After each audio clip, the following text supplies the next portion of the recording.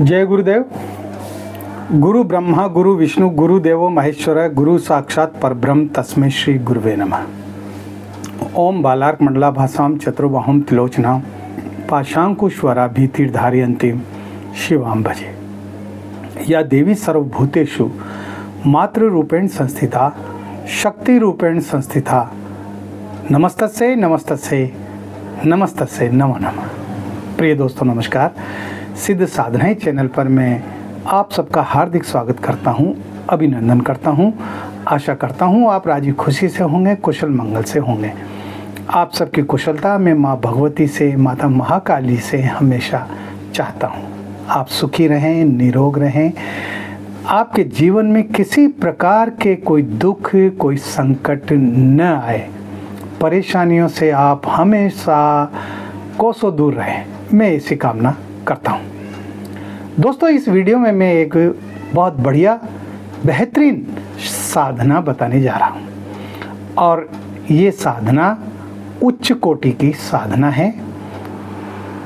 तो जिस समस्या के बारे में मैं बताऊंगा और उस समस्या का समाधान मैं इस साधना में बताऊंगा, अगर कर लिया इस साधना को पूरे मनोयोग से, पूरी श्रद्धा से, पूरे विश्वास से, तो निश्चित रूप से मनोकामना पूरी होगी ही होगी। तो वीडियो बहुत खास होने जा रहा है, पूरा देखें, स्किप ना करें। चैनल पर नए हो तो चैनल को सब्सक्राइब करें, लाइक करें, अपने दोस्तों में ज़्यादा से ज़्यादा शेयर करें ताकि हर व्यक्ति हमारे इन प्रयोगों का लाभ उठा सके और लूटखोरों से बच सके। लूटखोर ज़्यादा हो गए ना, उनसे भी मैं बचने की बात करता हूँ। बेल आइकन को प्रेस करके ऑल पर क्लिक करने से आपको हमारे वीडियो का नोटिफिकेशन तुरंत मिल जाएगा। आइए बात करते हैं एक बहुत बेहतरीन साधना के बारे में। दोस्तों इस वीडियो में मैं आपको पुत्र प्राप्ति प्रयोग बता रहा हूँ, पुत्र प्राप्ति की साधना बता रहा हूँ। क्या होता है ना कि हमारे दिमाग में एक बात रहती है कि पुत्र होना ही चाहिए, लड़का तो होना ही चाहिए। अगर पुत्र नहीं हुआ तो जो है उस व्यक्ति का उद्धार नहीं होता है, ऐसा लोग मानते हैं, है ना। और ये देखा ये जाता है कि अगर किसी व्यक्ति के, किसी दंपति के अगर लड़कियां पैदा होती हैं तो उस महिला को भी घर के लोग, परिवार के लोग और समाज के लोग, रिश्तेदार सब जो है वो हिकारत की नज़र से देखते हैं। अरे ये तो लड़कियां पैदा कर रही है, अरे इसने तो लड़का पैदा ही नहीं किया, लड़के को जन्म ही नहीं दिया। अरे कुटुंब का वंश कैसे चलेगा, कुटुंब आगे कैसे बढ़ेगा, यदि लड़का नहीं होगा तो कुटुंब आगे कैसे बढ़ेगा, है ना। इस तरह की एक मानसिकता होती है। और जो महिला लड़कियों को ही अगर वो जन्म देती है तो उसको प्रताड़ित भी किया जाता है, पति के द्वारा भी किया जाता है, सास ससुर के द्वारा, ननद के द्वारा, इधर से देवरानी जेठानियों के द्वारा, इनके द्वारा उसको प्रताड़ित किया जाता है। और कहते हैं कि तू तो लड़कियां पैदा कर रही है, जबकि वो ये इस बात को नहीं जानते कि लड़का होगा या लड़की होगी ये महिला के हाथ में नहीं है। जन्म देने वाली महिला के हाथ में ये बात नहीं है कि वो लड़के को जन्म देगी या लड़की को जन्म देगी। और विज्ञान ने तो स्पष्ट भी कर दिया है, एक्स क्रोमोसोम्स और वाई क्रोमोसोम्स ये जब दोनों मिलते हैं ना तब संतान का जन्म होता है, बच्चे का जन्म होता है ना। तो अगर एक्स और वाई मिलते हैं तो लड़की का जन्म होता है, एक्स से एक्स मिलता है तो लड़के का जन्म होता है। या यूँ भी हो सकता है कि एक्स और एक्स क्रोमोसोम्स मिलते हैं तो लड़की का जन्म होता है, या एक्स वाई मिलते हैं तो लड़के का जन्म होता है। इन दोनों में से कोई भी बात सच हो सकती है ना, लेकिन ऐसा होता है और इसके लिए पुरुष ही जिम्मेदार होता है। महिला के पास सिर्फ जो है एक ही क्रोमोसोम्स होता है, और पुरुष के पास 2 क्रोमोसोम्स होते हैं, एक्स और वाई दोनों ही होते हैं। तो इसलिए अगर किसी महिला को लड़कियां ज़्यादा हो रही है, लड़कियों को वो जन्म दे रही है, तो इसके पीछे भी पुरुष है। और अगर लड़कों ही लड़कों को जन्म दे रही है तो इसके पीछे भी पुरुष का ही हाथ है, वही जिम्मेदार है। विज्ञान तो ये कहता है। लेकिन हम उन लोगों की मानसिकता का क्या करें जो ये चाहते हैं कि नहीं लड़का तो होना ही चाहिए। और मैं तो यूँ कहता हूँ कि जो है लड़का और लड़की में, पुत्र और पुत्रियों में आजकल भेद करना ही बंद कर दिया है। आजकल पढ़े लिखे लोग भेद नहीं करते हैं इनमें, पुत्र और पुत्री को दोनों को समान ही समझते हैं। मेरे भी पुत्र है, मेरे भी पुत्री है, लेकिन मैंने कभी भेदभाव किया ही नहीं। मेरी पत्नी ने कभी भेदभाव किया ही नहीं। हमने तीनों को बराबर पाला है, तीनों को बराबर शिक्षा दी है, तीनों के लिए बराबर उनकी जो ज़रूरतें हैं वो ज़रूरतें पूरी की है। खाने पीने का बात हो या कपड़े पहनने की बात हो या किसी भी तरह की कोई भी आवश्यकता हो, हमने तीनों की बराबर पूर्ति की है। मैं तो नहीं करता हूँ भेदभाव। अरे मान लो मैं एक बात ये कहना चाहता हूँ कि साहब लड़का हो गया, ठीक है, और वो लड़का होकर के और वह जो है आवारा हो गया, वह बदचलन हो गया, वो निकम्मा हो गया, और फिर वो बुढ़ापे में जूते दे रहा है माँ बाप के। आजकल तो ये भी हो रहा है ना। माँ बाप को वृद्धा आश्रम में छोड़ रहा है ना। खुद अपनी पत्नी के साथ में जो है मजे से रह रहा है, ऐश कर रहा है, और माँ बाप की वो फिक्र ही नहीं कर रहा। आए दिन नहीं देखते हैं कि हमारे आसपास बहुत सारी घटनाएं हमें देखने को मिलती है। अरे जिन्होंने जन्म दिया है उनकी तो परवाह ही नहीं कर रहा। और मैं एक बात बता दूं, माँ बाप का जितना दर्द लड़की को होता है ना, बेटी को होता है ना, उतना किसी को भी नहीं होता। हाँ, मरने के बाद में भी, माँ बाप के मरते समय भी अगर दिल से कोई रोता है तो वो बेटी ही रोती है। बेटे की नज़र तो बाप की दौलत पर रहती है कि ये कब मरे और कब ये दौलत मेरे हिस्से में आए, है ना। लेकिन अपनी अपनी सोच होती है ना। मैं किसी को बुरा भला नहीं कह रहा हूँ, मैं तो समाज में व्याप्त जो धारणा है उस धारणा को आपके सामने पेश कर रहा हूँ, रख रहा हूँ। और मेरी इन बातों से आप निश्चित रूप से सहमत होंगे ही होंगे, है ना। तो पुत्र प्राप्ति की कामना हर इंसान करता है, हर व्यक्ति करता है कि उसके बेटा हो, है ना। तो इस स्थिति में क्या किया जाए? जब 2 बेटियां हो गई, 3 बेटियां हो गई, 4 बेटियां हो गई, 5 हो गई, है ना, तो फिर कहाँ तक फौज इकट्ठी करें? और आज के इस महंगाई के युग में 1 बच्चे को, 2 बच्चे को पालना भी बड़ा मुश्किल है। वहाँ 3-3, 4-4, 5-5 बच्चों को किस तरह से पाला जाए, बहुत विकट समस्या बन जाती है। अगर इनकम का सोर्स नहीं है, आय का अच्छा साधन नहीं है, तो फिर वो बच्चे भी परेशान होते हैं, माँ बाप भी परेशान होते हैं। खैर जो भी है, मुझे तो साधना के बारे में बताना है। ये साधना पुत्र प्राप्ति की साधना है, और इस साधना को अगर कर लेता है वो व्यक्ति जो पुत्र की कामना रखता है, पुत्र की इच्छा रखता है, यदि वो इस साधना को कर लेता है तो निश्चित रूप से उसके घर में पुत्र का जन्म होगा ही होगा।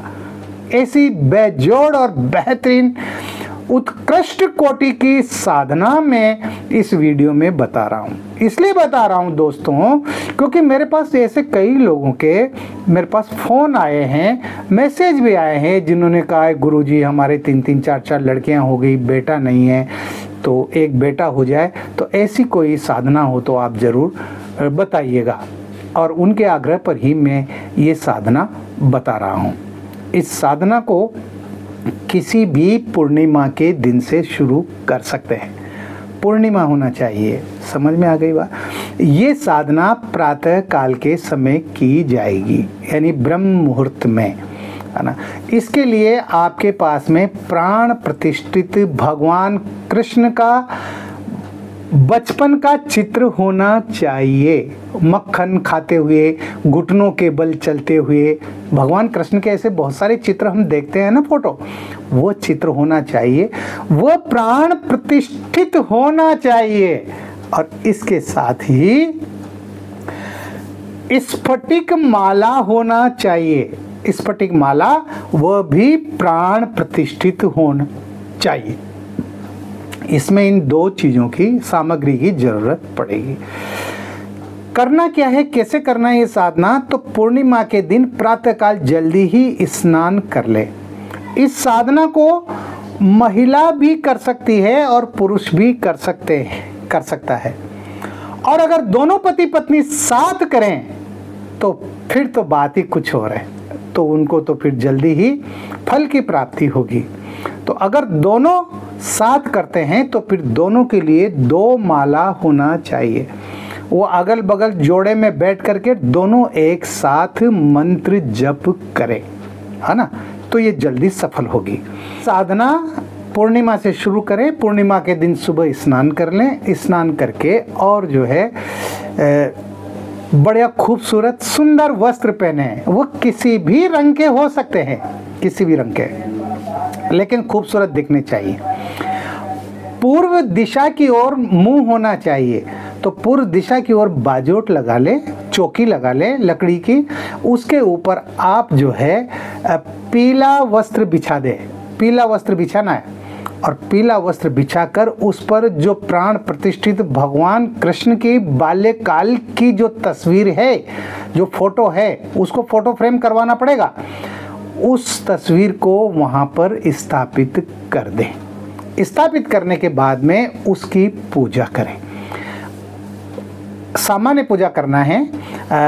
स्नान कराएं, तिलक लगाएं, अक्षत चढ़ाएं, पुष्प चढ़ाएं, है ना, और घी का दीपक जलाएं। घी का दीपक जब तक आप मंत्र जप करेंगे तब तक वो घी का दीपक जलता हुआ रहना चाहिए। सुगंधित अगरबत्ती लगा दें, है ना। और इसके बाद आप जो है हाथ जोड़ करके और प्रार्थना करें।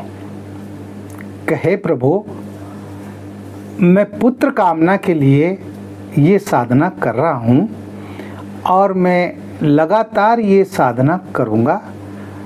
मुझे पुत्र की प्राप्ति हो, आप मेरी मनोकामना को पूरा कीजिए। इस तरह से हाथ जोड़ करके और भगवान कृष्ण के सामने आपको प्रार्थना करनी। उसके बाद जो माला है, स्फटिक माला, उस स्फटिक माला से आपको मंत्र जप करना है। मंत्र इस प्रकार है: ओम ह्रीं श्रीं सिद्ध बुद्ध माला अंबिके मम सर्वाम सिद्धिम देहि देहि ह्रीं नमः।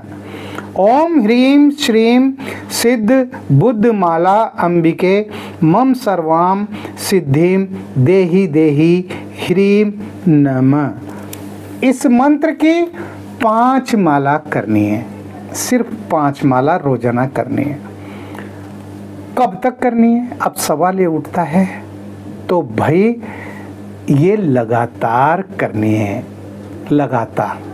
हाँ, जब तक वो महिला गर्भवती नहीं हो जाती है और वो जो है बच्चे को जन्म देने का जब उसके समय आए, तो वहाँ तक कम से कम और भी नहीं तो 5 महीने ये साधना करनी है। 5 महीने लगातार, तो निश्चित रूप से पुत्र की प्राप्ति होगी। इसके साथ ही एक काम और करना है, भोग लगाना है। कोई भी मिठाई का इसका भोग लगाएं और उसको रोजाना बच्चों में बांट दें, भोग को। और रोजाना गाय को चारा खिलाएं। रोजाना गाय को चारा भी डालना है ना। ये काम भी करना है। इसके साथ एक काम और करना है कि जहाँ उस महिला का शयन कक्ष है, जहाँ वो सोती है, उसके पैरों की साइड में, पैरों की तरफ जो दीवार है, उस दीवार पर वो एक खूबसूरत बालक का जो है चित्र वो टांग दे। वो फ्रेम में जड़ा हुआ हो तो ठीक, नहीं हो तो खूबसूरत बच्चे का, हंसता खेलते हुए बच्चे का वो कैलेंडर टांग दें। और जब वो सुबह उठे तो उठते ही सबसे पहले उसकी नज़र उस बालक पर पड़े, लड़के पर पड़े। ये भी करना पड़ेगा। और इस तरह से अगर कोई करता है तो निश्चित रूप से उस व्यक्ति को पुत्र की प्राप्ति होगी ही होगी। ये आजमाया हुआ मंत्र प्रयोग है, बहुत सिद्ध मंत्र है और ये अपना काम बड़ी तेजी के साथ करता है।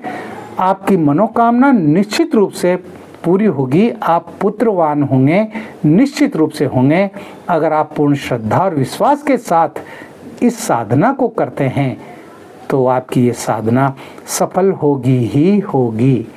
तो इस तरह से जिन लोगों को पुत्र चाह है, पुत्र प्राप्ति की इच्छा है, उनको ये साधना करना चाहिए।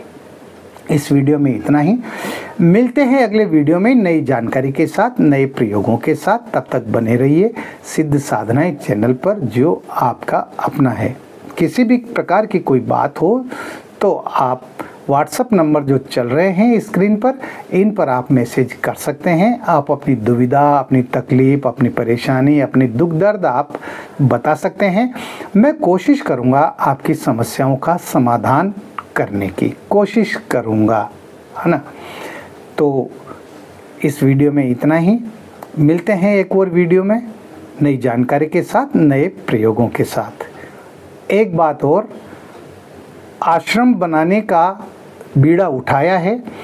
जो कोई भी मेरे दर्शक हैं, मेरे साधक हैं, मेरे शिष्य हैं, वो आश्रम के लिए अपना सहयोग देना चाहें तो वो फ़ोन पे नंबर पर वो राशि भेज सकते हैं, जो कि आप स्क्रीन पर देख रहे हैं।